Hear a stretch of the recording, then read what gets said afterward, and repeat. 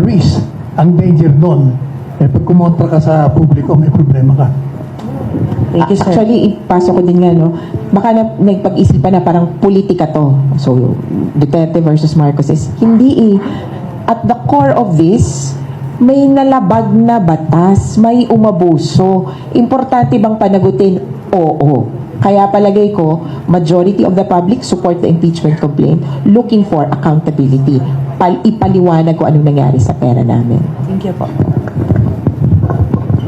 Unang-una, yung whether may nilabag or not, hindi pa natin alam yun. Yun ang akusasyon. Hindi ka na kailangan introduce, but he is the former presidential spokesperson and chief legal counsel during the time of former President Duterte, played a critical role in addressing controversies during the Duterte administration, and like I said, a mainstay in our show for the past many episodes. Good morning, Sec Panelo, sir. Morning. Sige, Dodi, go ahead. Baka mayroon mag-respond pa to this lovely lady's question. Yung disbarment daw. Do you have any comments, ma'am? Ngayon lang ba yung final? Ngayong umaga, yung disbarment? Well, hindi ako abogado, no? So, hindi ko alam yung mga basis ng IBP o sa Supreme Court ba yan, kung ano yung mga basis dun sa disbarment. Pero personally, para sa akin, no, dapat lang ma-disbar doon sa nangyaring yung involvement ni President Duterte, no, doon sa EJK nung panahon niya, yung mga ginagawa niyang mga pagmumura na hindi dapat yata ginagawa yon ng mga abogado, 'di ba? Yung mga ginagawa niyang misogynist na mga statement na hindi dapat ginagawa yon ng isang abogado. So, kung yun yung basihan, so para sa akin, dapat siya ma-disbar. Siguro just clarify ko lang, no? Kasi Sec Panelo, I used to be part of the Commission on Bar Discipline sa IBP. Meron kasing 4 general duties ang abogado. Duty to the profession, duty to your client, duty to the court, and duty to society. So, hindi natin alam kung ano yung ginamit na ground. So, very difficult to speculate at this time. Okay? Go ahead. Good morning. Ano kaya hinihintay ni House Speaker Romualdez para umpisahan ang impeachment process? Ano ba yan? Bumabalanse, sa tingin niyo ba bumabalanse siya? O ano kailangan niya para mahimasmasan siya? Na dapat simulan na yung impeachment process. Saka doon pangalawa, related. Diba dapat sumunod sila sa batas? Or na talagang kung merong ganyang initiatives for impeachment sa lower house, diba sumunod sila sa batas at isulong nila at walang silang magpa-pressure sa Iglesia ni Cristo o sa anong simbahan o na denomination. Ano kaya kailangan ni Speaker Romales para mahimasmasan siya sa bisita po natin? Tama po, naniniwala po ako dun sa inyo, no, na dapat talaga gambanan na ng Kongreso yung kanilang katungkulan. Dito na kapag may sinabmit na impeachment ay dapat na aksyonan. Pero siguro po, kagaya na sinabi ko kanina, baka nagbabala-balanse pa ang leadership ng Kongreso, no? Kasi pagkatapos ako personally, alam ko may makukuha talaga yung 103 na yan. Kapag nagkaroon ng party decisions talaga na talagang ituloy itong impeachment. Kaya lang, ang nagiging problema siguro, tinatansya rin nila yung composition ng Senate sa ngayon. No? Kaya siguro, yun ang tinitignan po nila siguro. Kasi gusto nating magtagumpay itong impeachment. Thank you very much, ma'am. Congressman Castro, salamat po. Okay, go ahead, please. Good morning po, Lenesca, GMA News Online. Ma'am, siguro ang tanong ko lang po, you mentioned kasi public support being critical to pushing the impeachment of the Vice President, but there's also this very tight timeline for 19th Congress, and yung impeaching an impeachable official within one Congress, 19th, pagpalagay natin na impeach, sent to the Senate, hindi pa nangyayari yun na impeach 19th Congress and the trial will start 20th. So it has never been done before. So yun ma'am, parang ma-matter pa ba yung public support at this point, given that the timeline is very tight? Like pag tinotal ko, a month na lang 3 weeks and then 1 month sa June.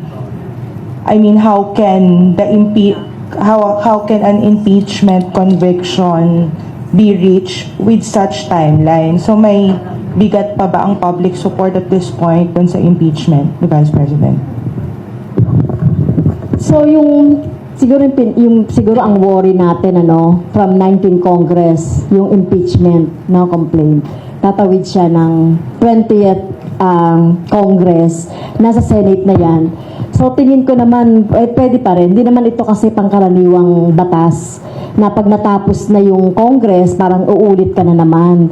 Ito kasi, katulad ng Senate, continuing naman yan May natitira pa yung 12. Pagdating after ng election, meron ng mapoproclaim na another 12. So doon, kapag nakasampa na yon sa Senate, yun yung pwede nilang pag-usapan. So, tingin ko pwede naman yung mag-continuous. Dagdag ko siguro. Sa kasi Senate. Important yung point about the Senate being a continuing body kasi ang nakalagay lang naman sa Constitution, if the House refers this na valid, okay na sa kanila to the Senate, then the Senate will constitute itself as an impeachment court.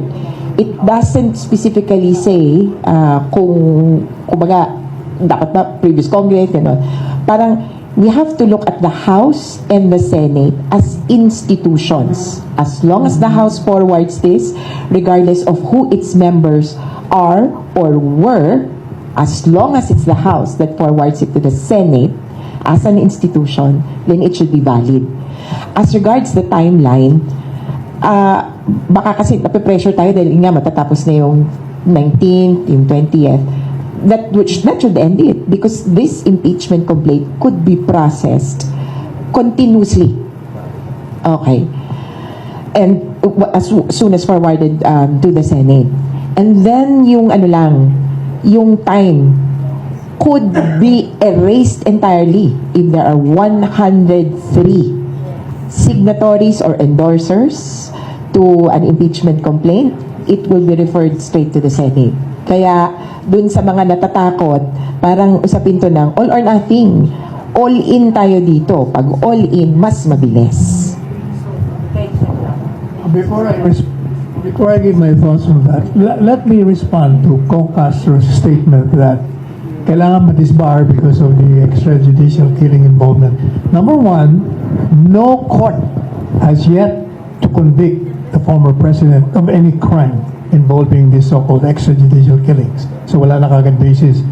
Number two, yun naman pagmumura niya, yung pagmumura naman niya, if you notice, it's an expression of outrage. Outrage lang yun. So wala namang doon. So pagdating naman doon sa timeline na sinasabi, wala yan.